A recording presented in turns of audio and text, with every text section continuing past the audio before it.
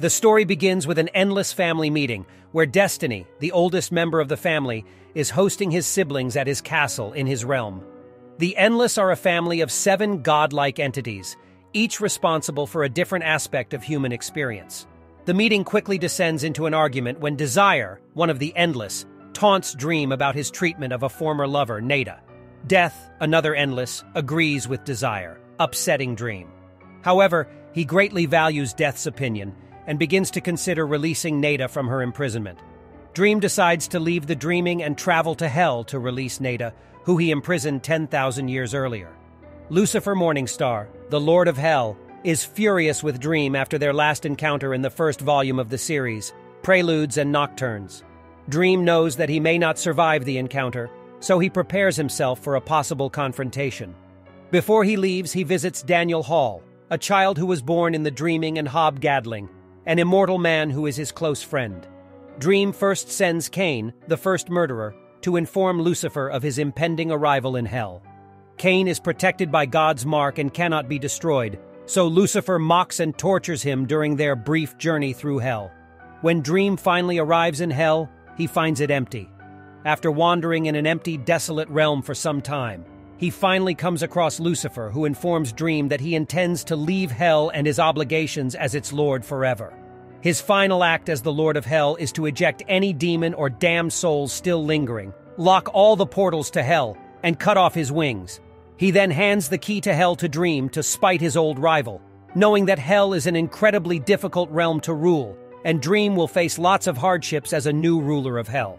Knowing that he's not fit to rule the underworld, Dream decides to pass the key to someone else. He discovers that there are numerous entities who want to control Hell or prevent their enemies from controlling it. Odin and 2 other members of the Norse pantheon, Loki and Thor, wish to control Hell to avoid Ragnarok, the end of the world. Anubis, Bast, and Bes from the ancient Egyptian pantheon offer to trade information in exchange for the key to Hell. Susanoo no Mikoto, a storm god of the Shinto pantheon, wishes to add Hell to a new underworld controlled by his family, which has assimilated other lesser pantheons and objects of worship. Azazel, a demon, arrives with 2 other demons who held great power in the old Hell: Choronzon, the former Duke of the 8th Circle, and Merkin, the Mother of Spiders. Azazel had previously ruled Hell in a triumvirate with another demon and Lucifer, although Lucifer tells Dream that this was only part of a game he played. Azazel demands that Dream hand him the key, but Dream refuses. Order and Chaos also arrive at the meeting. Order is in the guise of an empty cardboard box carried by a floating djinn-like being, while Chaos appears in the form of a small girl in clown makeup. Order offers to trade the dreams of the newly dead, while Chaos simply threatens Dream before offering a balloon.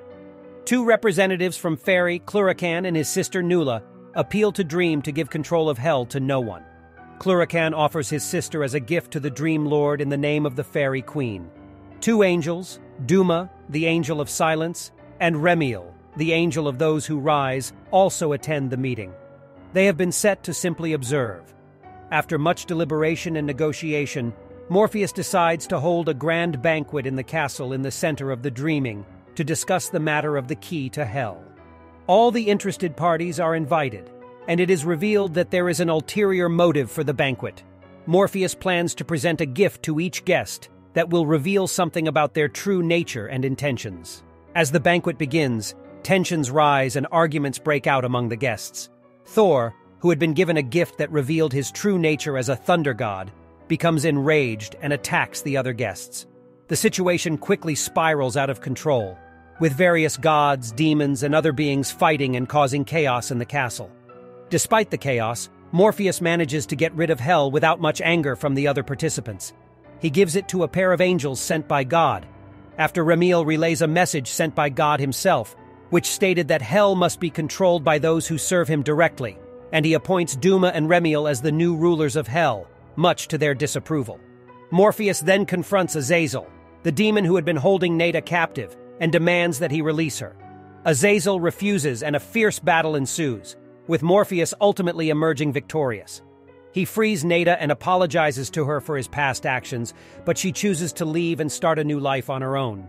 With the matter of Hell and Nada resolved, Morpheus returns to the dreaming and reflects on the events that had transpired. he realizes that he had been too focused on his own desires and had not taken into account the consequences of his actions on others. He also reflects on the nature of power and how it can corrupt even the most well-intentioned individuals.